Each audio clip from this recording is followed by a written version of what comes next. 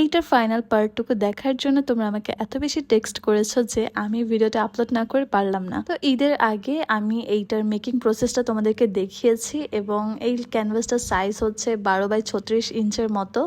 আর এখানে আমি texture powder দিয়ে করেছি। আর যে ডিজাইনগুলো তোমরা দেখতে পাচ্ছ এইটা মূলত একটা স্টেন্সিল দিয়ে করা। এরকম অনেক অনেক ডিজাইন আছে, তোমরা চাইলে আমার থেকে স্টেন্সিলগুলো পারচেস করতে পারো। আর যারা ইনবক্স করতে পারছো না তারা আমাকে হোয়াটসঅ্যাপে নক করতে পারো, আমি আমার পেজে হোয়াটসঅ্যাপ নাম্বারটা দিয়ে রেখেছি। তো যাই হোক, এখন আসি ক্যানভাসে কাজ নিয়ে। এখানে ক্যানভাসটাকে কাজ করার জন্য বা কালার করার জন্য আমি এখানে 3টা কালার নিয়েছি। আমি প্রত্যেকটা ক্যানভাসে একটু নুড টাইপের কালার ব্যবহার করি বা ব্লু কালারটা বেশি ব্যবহার করা হয়ে থাকে। তো এবার ভাবলাম যে ডিফারেন্ট কিছু করা যাক। ডিফারেন্ট কিছু যেহেতু করব, আমার এখন অবধি রেড কালারটা নিয়ে কোনো ক্যানভাস মেক করা হয়নি, তো ভাবলাম আমি এবার রেড কালারটা ব্যবহার করব। পুরোপুরি রেড না, এটা একটু মেরুন টাইপের বা কালচে লাল যেটা বলতে পারো তোমরা, ওইরকম একটা কালার আমি বানিয়ে নিয়েছি। এইটার সাথে আমি 2 ধরনের কালার মিক্সড করেছি, প্লাস আমি খয়েরিটা এবং কালোটাও মিক্সড করে নিয়েছি। মাঝখানে একটু লাল টাইপের রাখতে চাচ্ছিলাম আর চারিদিক দিয়ে একটু মেরুন টাইপের।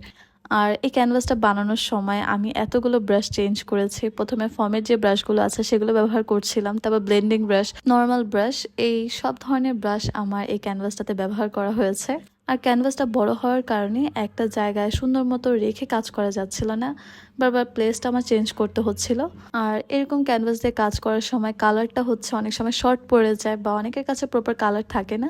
তো চেষ্টা করবে কালারের সাথে তোমরা চাইলে গ্লু মিক্সড করে একটু কনসিস্টেন্সিটা বাড়িয়ে নিতে পারো। গ্লু মিক্সড করলে অ্যামাউন্টটা অনেক বেশি হয়ে যাবে এবং অনেক ঘনও হবে আর সুন্দর মতো করে অ্যাডজাস্ট হয়ে থাকবে। আর এইটা হচ্ছে কালারের পরবর্তী লুকটা।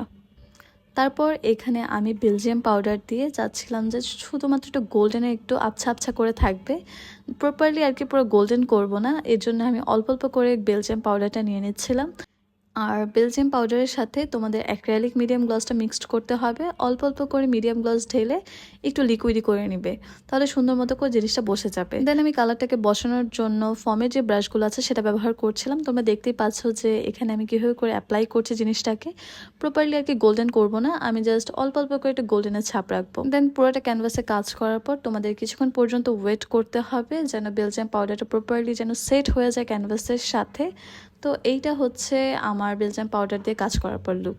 তারপর এখানে আমি বিভিন্ন ধরনের মিরর নিয়েছি আর মিররগুলো দেখতে এত বেশি সুন্দর ছিল। একটা মিরর ছিল মুন টাইপের আর কি, তো ওই মিররটা আবার আমার ক্যানভাসের সাথে যাচ্ছিল না, তো ওইটা আর আমার অ্যাপ্লাই করা হয়নি। এখানে ছোট ছোট মিররগুলো আমি বসাচ্ছিলাম। আর প্রতিটা মিরর বসানোর জন্য আমি B7000 যে গ্লুটা আছে সেটা ব্যবহার করেছি। আজকের ভিডিওতে আমি তোমাদেরকে ডিটেলসে সবকিছু শেয়ার করেছি, কারণ অনেকেই আমাকে ডিটেলসে বলার জন্য ইনবক্স করে থাকে।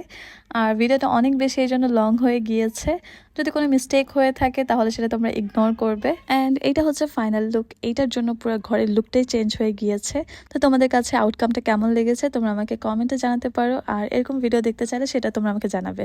সো আজকের মতো এই পর্যন্তই, আল্লাহ হাফেজ।